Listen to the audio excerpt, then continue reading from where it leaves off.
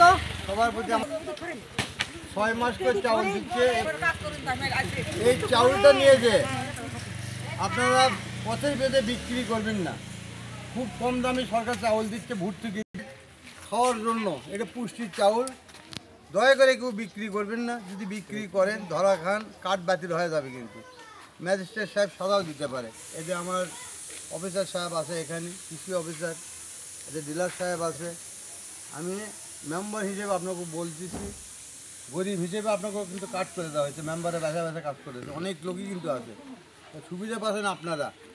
এই হিসেবে দয়া করে এই চাউলগুলো আপনার বাড়িতে নিয়ে যা খাবেন, একটু পুষ্টি আছে, ঠিক আছে? আপনারা কোনো প্রকার দুর্নীতি করবেন না, এটাই আমার শেষ কথা। ভালো থাকেন, সুস্থ থাকেন। সভাপতি সালাম, আসসালামু আলাইকুম। যদি বিক্রি করেন তাহলে আপনি যদি ধরা পড়েন তাহলে কিন্তু আপনার কার্ড বাতিল হয়ে যাবে। ম্যাডাম সবাই কথা শুনেন। আমি আসসালামু আলাইকুম, আমি মোসাম্মদ শারমিন আক্তার, আপনাদের এই চালের ট্যাগ অফিসার হিসেবে দায়িত্ব আছে। ইতিপূর্বে যারা এই চালটা নিয়ে যায় 1 কিলোমিটার দূরে, হাফ কিলোমিটার দূরে, 50 হাত দূরে, মানে লোকজন বসে থাকে চালগুলো কেনার জন্য। বসে না থাকলে অটো নিয়ে দাঁড়ায় থাকে চাল নিয়ে যাওয়ার জন্য। এখন কথা হলো, আমাদের ফুড অফিস থেকে, ইউএন অফিস থেকে এই চাল যখন বিক্রি হয় আপনাদের মাঝে, তখন কিন্তু তারা হলো আপনারা ঘোরাঘুরি করে, যে কোনো জায়গা থেকে এটা আটক করতে পারে। তখন মনে করেন আপনাদের এই কার্ডটা বাতিলও হয়ে যেতে পারে। এখন আপনারা হয়তো ভাবছেন যে এতদিন তো আমরা বিক্রি করে আসছি, দিন কিন্তু পাল্টে গেছে, আগের দিন না।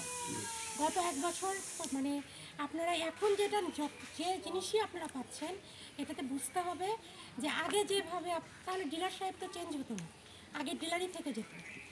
ডিলার সাহেব পরিবর্তন হয়েছে, তার মানে বুঝতে হবে প্রতিটা কার্যক্রমে পরিবর্তন আসছে। দয়া করে আপনারা কেউ বিক্রি করবেন না, খেতে পারবেন না, ঘরের আপনার গরুকে খাওয়াবেন, হাঁস মুরগিকে খাওয়াবেন, কিন্তু বিক্রি করবেন না। আমার কথা কি আপনারা বুঝতে পারছেন?